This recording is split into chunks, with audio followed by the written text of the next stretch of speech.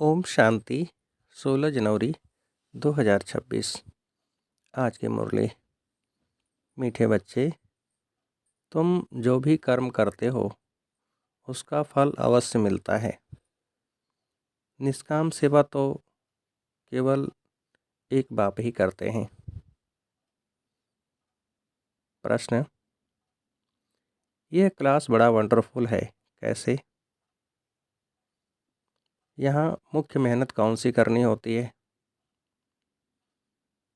उत्तर: यही एक क्लास है जिसमें छोटे बच्चे भी बैठे हैं तो बूढ़े भी हैं। यह क्लास ऐसा वंडरफुल है जो इसमें अहिल्याएँ, कुब्जाएँ, साधु भी आकर एक दिन यहाँ बैठेंगे। यहाँ है ही मुख्य याद की मेहनत। याद से ही आत्मा और शरीर की नेचर क्योर होती है, परंतु याद के लिए भी ज्ञान चाहिए। गीत। रात के राही थक मत जाना। ओम शांति। मीठे मीठे रूहानी बच्चों ने गीत सुना। रूहानी बाप बच्चों को इसका अर्थ भी समझाते हैं। वंडर तो यह है, गीत अथवा शास्त्र आदि बनाने वाले इनका अर्थ नहीं जानते, हर एक बात का अनर्थ ही निकालते हैं। रूहानी बाप जो ज्ञान का सागर पतित पावन है, वही बैठ इनका अर्थ बताते हैं। राजयोग भी बाप ही सिखलाते हैं। तुम बच्चे जानते हो, अभी फिर से राजाओं का राजा बन रहे हैं, और स्कूलों में ऐसे कोई थोड़े ही कहेंगे कि हम फिर से बैरिस्टर बनते हैं। फिर से यह अक्षर किसको कहने नहीं आएगा। तुम कहते हो हम 5000 वर्ष पहले मिसल फिर से बेहद के बाप से पढ़ते हैं। यह विनाश भी फिर से होना है ज़रूर। कितने बड़े बड़े बॉम्ब्स बनाते रहते हैं, बहुत पावरफुल बनाते हैं, रखने के लिए तो नहीं बनाते हैं ना। यह विनाश भी शुभ कार्य के लिए है ना। तुम बच्चों को डरने की कोई दरकार नहीं है। यह है कल्याणकारी लड़ाई। बाप आते ही हैं कल्याण के लिए। कहते भी हैं बाप आकर ब्रह्मा द्वारा स्थापना, शंकर द्वारा विनाश का कर्तव्य कराते हैं। सो यह बाम शादी हैं ही विनाश के लिए। इनसे जास्ती और तो कोई चीज़ है नहीं। साथ साथ नेचुरल कैलेमिटीज भी होती है, उनको कोई ईश्वरी कैलेमिटीज नहीं कहेंगे। यह कुदरती आपदाएं ड्रामा में नोद हैं। यह कोई नई बात नहीं। कितने बड़े बड़े बॉम्ब्स बनाते रहते हैं। कहते हैं हम शहरों के शहर ख़त्म कर देंगे। अभी जो जापान की लड़ाई में बॉम्ब्स चलाए, यह तो बहुत छोटे थे, अभी तो बड़े बड़े बॉम्ब्स बनाए हैं। जब जास्ती मुसीबत में पड़ते हैं, सहन नहीं कर सकते, तो फिर बॉम्ब्स शुरू कर लेते हैं। कितना नुकसान होगा, वह भी ट्रायल कर देख रहे हैं। अरबों रुपया खर्चा करते हैं। इन बनाने वालों की तनख्वाह भी बहुत होती है, तो तुम बच्चों को खुशी होनी चाहिए। पुरानी दुनिया का ही विनाश होना है। तुम बच्चे नई दुनिया के लिए पुरुषार्थ कर रहे हो। विवेक भी कहता है पुरानी दुनिया खत्म होनी है ज़रूर। बच्चे समझते हैं कलयुग में क्या है, सतयुग में क्या होगा। तुम अभी संगम पर खड़े हो, जानते हो सतयुग में इतने मनुष्य नहीं होंगे, तो इन सब का विनाश होगा। यह कुदरती आपदाएं कल्प पहले भी हुई थी। पुरानी दुनिया खत्म होनी है। कैलेमिटीज तो ऐसी बहुत होती आई है, परंतु वह होती है थोड़ी अंदाज में। अभी तो यह पुरानी दुनिया सारी खत्म होनी है। तुम बच्चों को तो बहुत खुशी होनी चाहिए। हम रूहानी बच्चों को परमपिता परमात्मा बाप बैठ समझाते हैं। यह विनाश तुम्हारे लिए हो रहा है। यह भी गायन है, रुद्र ज्ञान यज्ञ से विनाश ज्वाला प्रज्वलित हुई। कई बातें गीता में हैं, इनका अर्थ बड़ा अच्छा है, परंतु कोई समझते थोड़े ही हैं। वह शांति मांगते रहते हैं। तुम कहते हो जल्दी विनाश हो तो हम जाकर सुखी होवें। बाप कहते हैं सुखी तब होंगे जब सतो प्रधान होंगे। बाप अनेक प्रकार के पॉइंट्स देते हैं। फिर कोई के बुद्धि में अच्छी रीति बैठती है, कोई के बुद्धि में कम। बुढ़ियाएँ समझती हैं शिव बाबा को याद करना है, बस उनके लिए समझाया जाता है अपने को आत्मा समझ बाप को याद करो। फिर भी वर्षा तो पा लेती है, साथ में रहती है। प्रदर्शनी में सब आएंगे। अजामिल जैसी पाप आत्माओं, गणिकाओं आदि सबका उद्धार होने का है। मेहतर भी अच्छे कपड़े पहनकर आ जाते हैं। गांधी जी ने अछूतों को फ्री कर दिया, साथ में खाते भी हैं।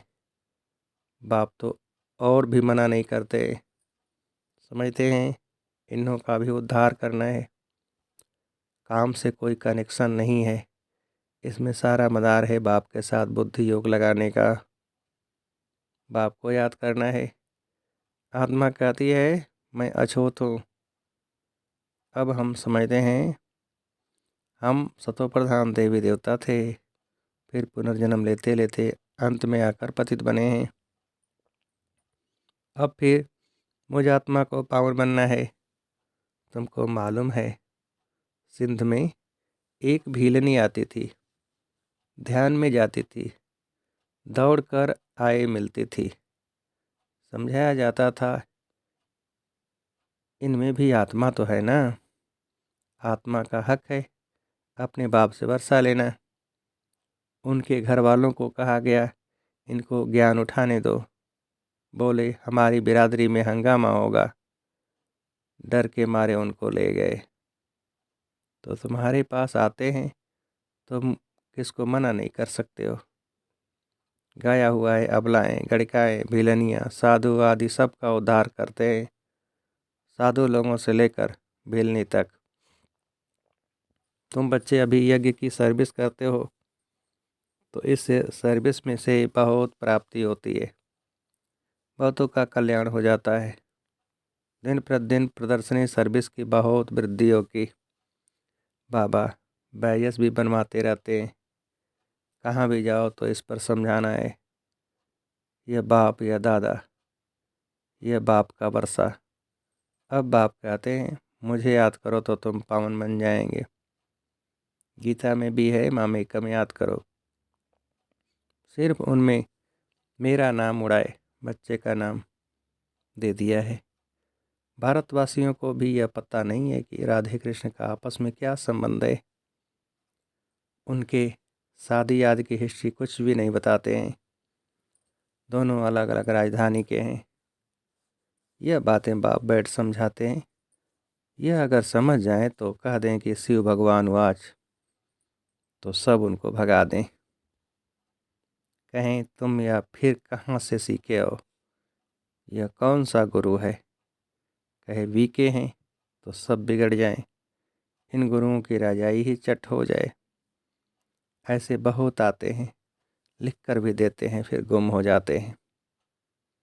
बाप बच्चों को कोई भी तकलीफ़ नहीं देते हैं, बहुत सहज युक्ति बतलाते हैं।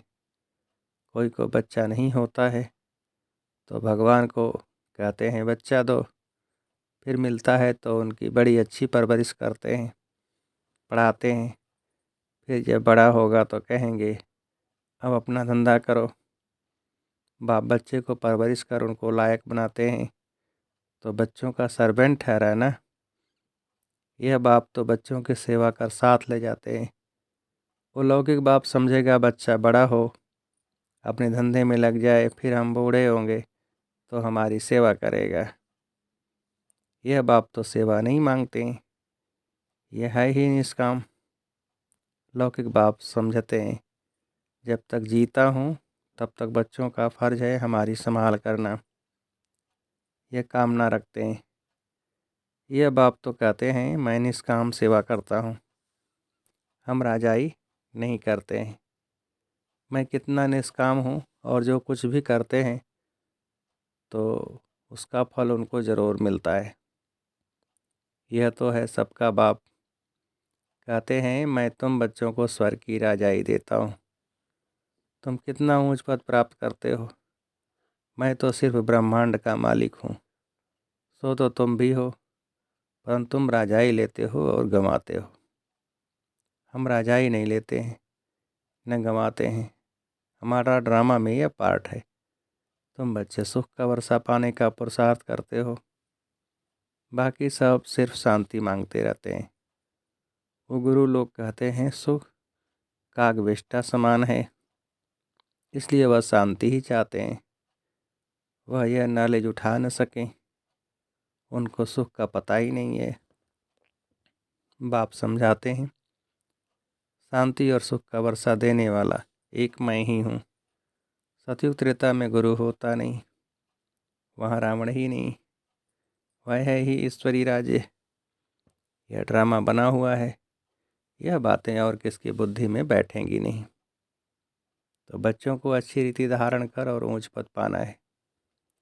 अभी तुम हो संगम पर, जानते हो नई दुनिया की राजधानी स्थापन हो रही है, तो तुम हो ही संगम युग पर। बाकी सब हैं कलयुग में। वह तो कल्प की आयु ही लाखों वर्ष का देते हैं। घोर अंधियारे में है ना। गाया भी हुआ है, कुंभकर्ण की नींद में सोए पड़े हैं। विजय तो पांडवों की गाई हुई है। तुम हो ब्राह्मण, यज्ञ ब्राह्मण ही रचते हैं। यह तो है सबसे बड़ा बेहद का भारी ईश्वरीय रुद्र यज्ञ। वह हद के यज्ञ अनेक प्रकार के होते हैं। यह रुद्र यज्ञ एक ही बार होता है। सतयुग त्रेता में फिर कोई यज्ञ होता नहीं, क्योंकि वहाँ कोई आपदा आदि की बात नहीं। वह है सब हद के यज्ञ। यह है बेहद का। यह बेहद बाप का रचा हुआ यज्ञ है, जिसमें बेहद की आहुति पड़नी है। फिर आधा कल्प कोई यज्ञ नहीं होगा। वहाँ रावण राज ही नहीं। रावण राज शुरू होने से फिर यह सब शुरू होते हैं। बेहद का यज्ञ एक ही बार होता है। इनमें यह सारी पुरानी सृष्टि स्वाहा हो जाती है। यह है बेहद का रुद्र ज्ञान यज्ञ। इसमें मुख्य है ज्ञान और योग की बात। योग अर्थात याद। याद अक्षर बहुत मीठा है, योग अक्षर कॉमन हो गया है। योग का अर्थ कोई नहीं समझते हैं, तुम समझा सकते हो। योग अर्थात बाप को याद करना है। बाबा आप तो हमको वर्षा देते हैं बेहद का। आत्मा बात करती है, बाबा आप फिर से आए हो, हम तो आपको भूल गए थे। आपने हमको बादशाही दी थी, अब फिर आकर मिले हो। आपके श्रीमत पर हम ज़रूर चलेंगे। ऐसे ऐसे अंतर में अपने साथ बातें करनी होती है। बाबा आप तो हमें बहुत अच्छा रास्ता बताते हो, हम कल्प कल्प भूल जाते हैं। अभी बाप फिर अभूल बनाते हैं, इसलिए अब बाप को ही याद करना है। याद से ही वर्षा मिलेगा। मैं जब सम्मुख आता हूँ तब तुमको समझाता हूँ, तब तक गाते रहते हैं। तुम दुख हरता सुख करता हो। महिमा गाते हैं, परंतु न आत्मा को न परमात्मा को जानते हैं। अभी तुम समझते हो इतनी छोटी बिंदी में अविनाशी पाठ नोधा हुआ है। यह भी बाप समझाते हैं, उनको कहा जाता है परमपिता परमात्मा अर्थात परमात्मा। बाकी कोई बड़ा हजारों सूर्य मिसल नहीं हूँ। हम तो टीचर मिसल पढ़ाते रहते हैं। कितने ढेर बच्चे हैं। ये क्लास तो देखो कितना वंडरफुल है। कौन कौन इसमें पढ़ते हैं। अबलाएँ उपजाएँ साधु भी एक दिन आकर बैठेंगे। बुढ़ियाएँ छोटे बच्चे आदि सब बैठे हैं। ऐसा स्कूल कभी देखा है? यहाँ है याद की मेहनत। यह याद ही टाइम लेती है। याद का पुरुषार्थ करना यह भी ज्ञान है ना। याद के लिए भी ज्ञान, चक्कर समझाने के लिए भी ज्ञान। नेचुरल सच्चा सच्चा नेचर क्योर इसको कहा जाता है। तुम्हारी आत्मा बिल्कुल प्योर हो जाती है। वह होती है शरीर की क्योर। यह है आत्मा की क्योर। आत्मा में ही खाद पड़ती है। सच्चे सोने का सच्चा जेवर होता है। अभी यहाँ बच्चे जानते हैं शिव बाबा सम्मुख आया हुआ है। बच्चों को बाप को ज़रूर याद करना है। हमको अब वापस जाना है। इस पार से उस पार जाना है। बाप को, वर्षे को और घर को भी याद करो। वह है स्वीट साइलेंस होम। दुख होता है अशांति से, सुख होता है शांति से। सतयुग में सुख, शांति, संपत्ति सब कुछ है। वहाँ लड़ाई झगड़े की बात ही नहीं। बच्चों को यही फुरना होना चाहिए। हमको सतो प्रधान सच्चा सोना बनना है, तभी ऊंच पद पाएंगे। ये रूहानी भोजन मिलता है, उसको फिर उगारना चाहिए। आज कौन सी मुख्य पॉइंट सुनी, ये भी समझाया। यात्राएं दो होती हैं, रूहानी और जिस्मानी। ये रूहानी यात्रा ही काम आएगी। भगवान आज मन मना भव। अच्छा, मीठे मीठे सिकेल थे बच्चों प्रति माता पिता बाप दादा का याद प्यार और गुड मॉर्निंग। रूहानी बाप की रूहानी बच्चों को नमस्ते। हम रूहानी बच्चों की रूहानी बाप को नमस्ते। धारणा के लिए मुख्य सार। पहली पॉइंट, यह विनाश भी शुभ कार्य के लिए है, इसलिए डरना नहीं है। कल्याणकारी बाप सदा कल्याण का ही कार्य कराते हैं, इस स्मृति सदा खुशी में रहना है। दूसरी पॉइंट, सदा एक ही फुरना रखना है। सतो प्रधान सच्चा सोना बन ऊंच पद पाना है। जो रूहानी भोजन मिलता है उसको उगारना है। वरदान, स्वयं को जिम्मेवार समझकर हर कर्म यथार्थ विधि से करने वाले संपूर्ण सिद्धि स्वरूप भव। विस्तार, इस समय आप संगम युगी श्रेष्ठ आत्माओं का हर श्रेष्ठ कर्म सारे कल्प के लिए विधान बन रहा है। तो स्वयं को विधान की रचयिता समझकर हर कर्म करो। इससे अलबेलापन स्वतः समाप्त हो जाएगा। संगम युग पर हम विधान के रचयिता जिम्मेवार आत्मा हैं। इस निश्चय से हर कर्म करो तो यथार्थ विधि से किए हुए कर्म की संपूर्ण सिद्धि अवश्य प्राप्त होगी। स्लोगन, सर्वशक्तिमान बाप साथ हो तो माया पेपर टाइगर बन जाएगी। अव्यक्ति सारे, इस अव्यक्त मास में बंधन मुक्त रह जीवन मुक्त स्थिति का अनुभव करो। सदा जीवन मुक्त रहने का सहज साधन है मैं और मेरा बाबा, क्योंकि मेरे का ही बंधन है। मेरा बाबा हो गया तो सब मेरा खत्म।